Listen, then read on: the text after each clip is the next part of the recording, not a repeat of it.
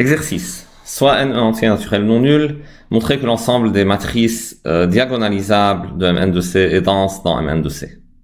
Donc l'idée, étant donné une matrice A, carré de taille n, pour montrer la densité, il suffit de construire une suite de matrices diagonalisables de taille n qui convergent vers A. Donc on va construire, pour tout K, pour tout entier naturel K, une matrice AK, telle que la distance entre A et AK, doit tendre vers 0 lorsque K tend vers l'infini. Donc par exemple, la distance entre A et AK est plus petite que 1 sur K.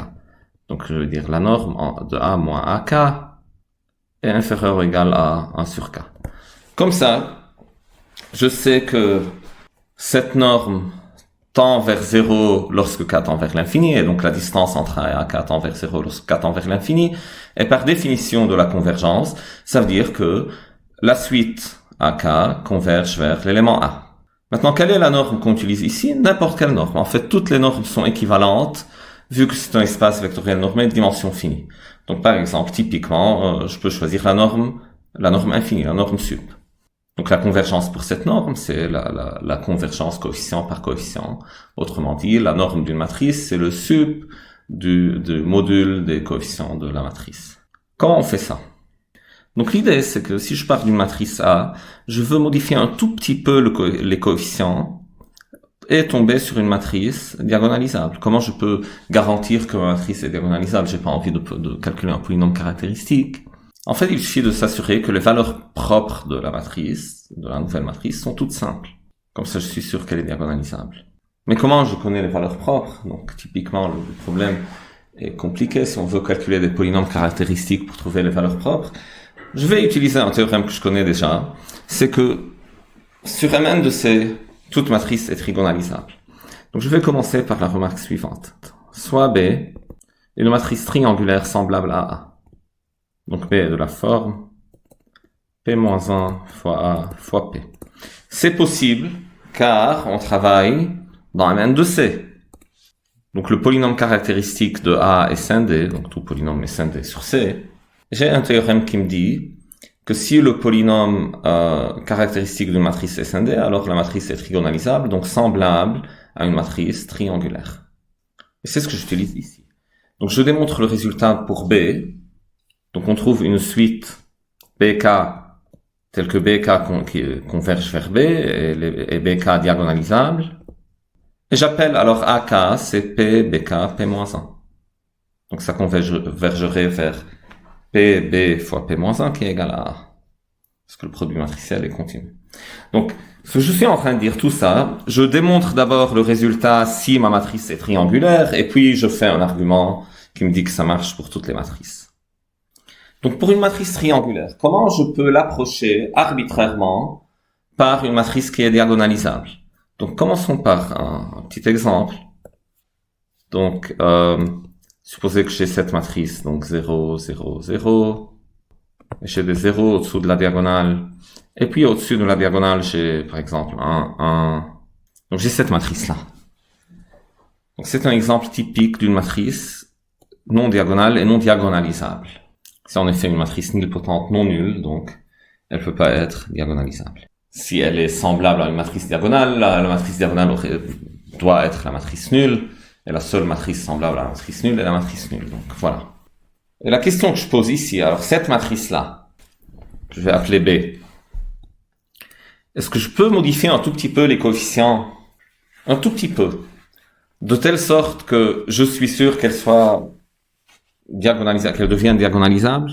Ça veut dire quoi? Un tout petit peu. Ça veut dire plus petit qu'un epsilon fixé à l'avance, disons, je sais pas. Donc, supposez que vous voulez modifier les coefficients, chaque coefficient par O plus 0,1. O plus. Ou 0,0001. Même principe.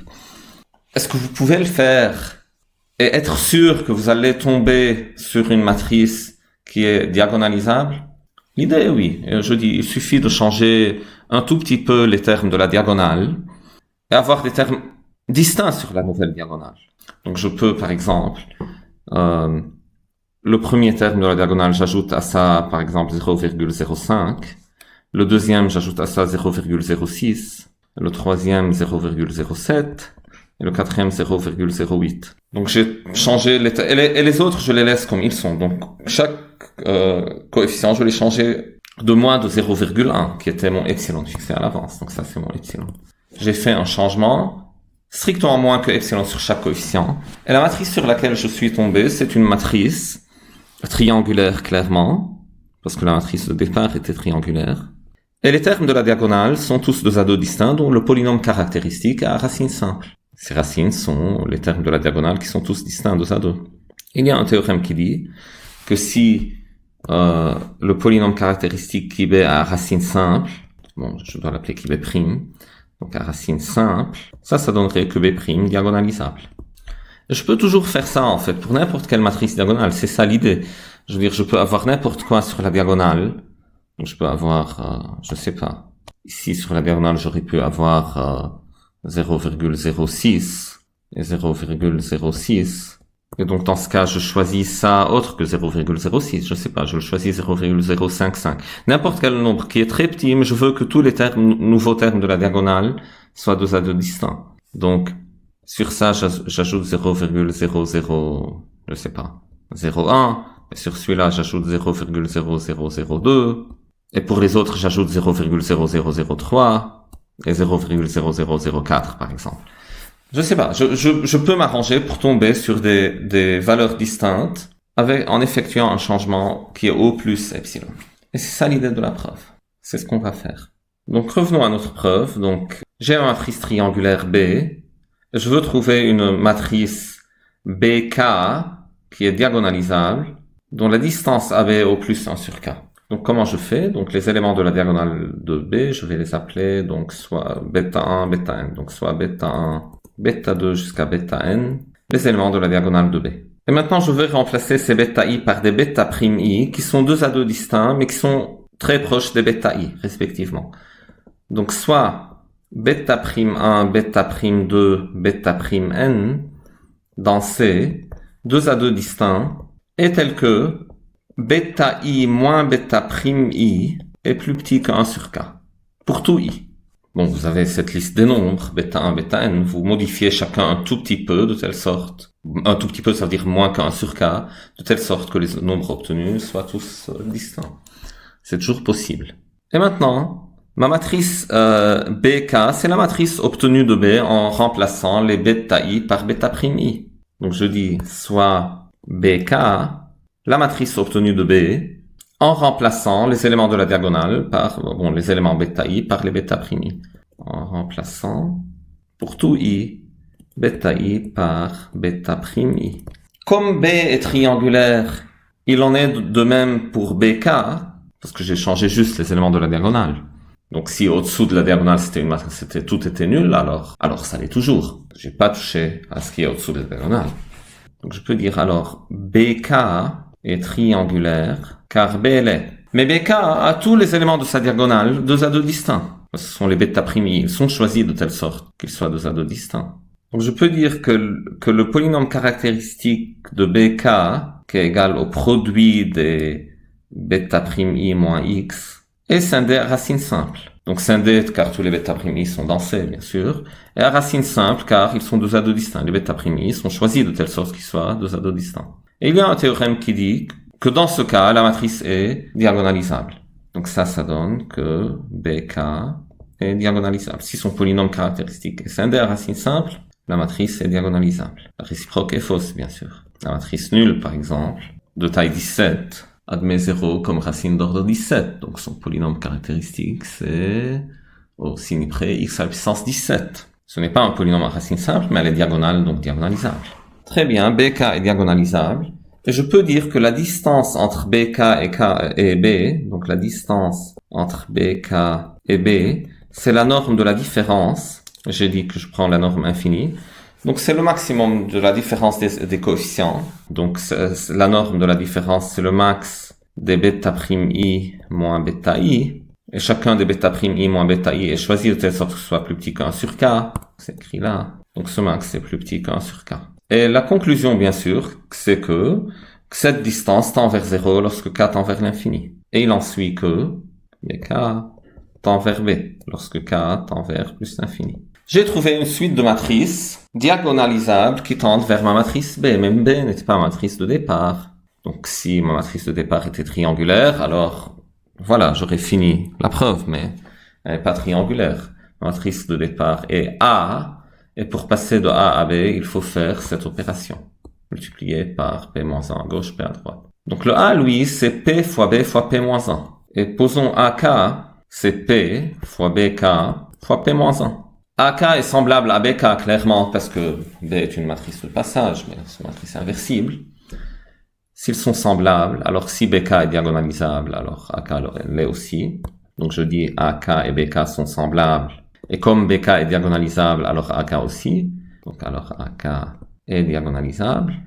Et en plus, je peux dire que AK tend vers A. Donc AK, qui est P fois BK fois P-1, tend lorsque K tend vers l'infini, vers P fois B fois P-1, qui est égal à A. Si BK tend vers B, alors P fois BK tend vers P fois B, et P fois BK fois P-1 tend vers P fois B fois P-1. C'est juste la continuité du produit matriciel qu'on est en train d'utiliser ici. Le produit matriciel est continu parce que c'est une opération bilinéaire sur un espace en dimension finie. Et donc je peux dire que limite lorsque K tend vers plus l'infini de AK égale A, et A était une matrice quelconque au départ, et j'ai pu trouver une suite de matrices diagonalisables, toutes diagonalisables, qui convergent vers ma matrice. Et ça finit notre preuve que l'ensemble des matrices diagonalisables est dense. Donc delta n est dense dans Mn de C. On a démontré en fait un plus que ça. On a démontré que non seulement delta n est dense, mais l'ensemble des matrices diagonalisables est à racine simple, dont le polynôme caractéristique à racine simple, est dense dans Mn de C. Alors la même question aurait pu se poser sur R. Qu'en pensez-vous? Alors, est-ce qu'on peut dire que l'ensemble des matrices diagonalisables de R, donc appelons ça delta n aussi, delta n de R, les matrices de taille n qui sont diagonalisables sur R. Donc cet ensemble-là est-il dense dans Mn de R?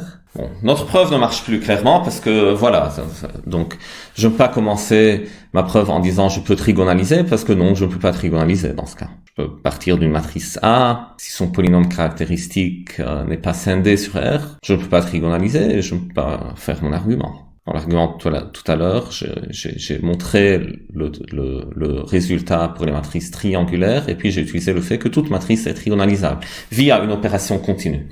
Et ça marche plus, parce que sur R, toute matrice n'est pas trigonalisable. Ok, mais si mon argument ne marche pas, ça ne veut pas dire que le résultat est faux. Alors on peut arrêter la vidéo et réfléchir un peu à ça. Donc ici, la réponse est non. On peut donner un exemple. Par exemple, si je prends en taille 2, A, si je prends A, disons, la matrice de la rotation d'angle pi sur 2. Donc ça envoie I à J, et ça envoie J à moins I. Ce truc-là. Son polynôme caractéristique, c'est x2 plus 1. Donc les racines sont complexes, clairement, i et moins i. De toute façon, je sais que les rotations n'admettent pas de vecteurs parallèles à leurs images. Bon, les rotations d'angle pi sur 2. Si jamais l'ensemble des matrices diagonalisables était dense dans Mn de R, alors j'aurais pu approcher cette matrice A par une matrice qui est diagonalisable. Donc si c'était vrai, j'aurais pu choisir epsilon arbitrairement petit, et quelqu'un peut venir avec une nouvelle matrice A', donc A, B, C, D, telle que la distance entre A et 0 est plus petite que ce epsilon, la distance entre B et moins 1 est plus petite que le epsilon, ainsi de suite. Donc A' devrait être quelque chose de la forme, je sais pas, donc 0,00000 avec quelque chose, 1, puis pour le B c'est moins 1,00000 quelque chose avec, puis à la fin 1 ou 1, 2, donc quelque chose, la différence doit être plus petite que epsilon, vous voyez l'idée. C'est à peu près la matrice, j'ai changé un tout petit peu les coefficients. Mais si je change un tout petit peu le coefficient, alors ce polynôme caractéristique, il peut pas changer beaucoup, non? Parce que, voyons. Donc le polynôme caractéristique, je mets des moins x sur la diagonale, et je prends le polynôme, donc ce sera x2, moins ax moins dx, c'est-à-dire moins a plus d, x, plus ad moins bc. Avec a et d, tous les deux proches de, voilà, 0 et 0, non? A proche de 0, D proche de 0. Donc le terme A plus D, c'est très proche de 0. Alors que le terme AD moins BC, bon, le AD c'est proche de 0, mais le BC, lui, le B est proche de moins 1 et C est proche de 1. Donc ce terme-là, c'est très proche de 1, et ce terme-là, c'est très proche de 0. Je peux rentrer arbitrairement proche de 1 et de 0. Et donc le nouveau discriminant, qui est A plus D carré, moins 4 AD plus moins BC. Donc ça va être très proche de moins 4. C'est négatif. L'idée, c'est que si je change un tout petit peu les coefficients, le polynôme caractéristique, ça change un tout petit peu, parce que ces coefficients, les coefficients du polynôme caractéristique sont polynomiaux en fonction des coefficients de la matrice. Et si les coefficients du polynôme caractéristique ne bougent pas trop, comme le degré ne change pas en fait, alors les racines non plus ne changent pas trop. Et s'ils étaient complexes, ils vont rester complexes. Donc si je prends une matrice très proche de A, une matrice A' très proche de A, les racines de son polynôme caractéristique ne vont pas être réelles. Donc ça dit que qui A' n'est pas scindé sur R, car ses racines sont pas réelles. Et donc A' non diagonalisable sur R. Et donc si j'approche ma matrice A suffisamment par une autre matrice, cette autre matrice ne peut pas être diagonalisable et je ne peux pas dire que si le corps de base est R, je peux approcher n'importe quelle matrice par une matrice diagonalisable. Donc le résultat est faux pour R. Ici, on a vu la preuve pour cet exemple précis, mais la preuve se généralise. L'idée étant que si je prends n'importe quelle matrice, je modifie un tout petit peu les coefficients. Donc le polynôme caractéristique, ça change un tout petit peu. Et les racines du polynôme caractéristique ne changent alors un tout petit peu. Donc s'ils étaient non réels, elles vont rester non réelles. Parce qu'en fait, détail important, les racines changent un tout petit peu quand les coefficients changent un tout petit peu, c'est que les deux polynômes sont de même degré. C'est plus vrai si les polynômes ne sont plus de même degré. Et essayez de réfléchir à un exemple.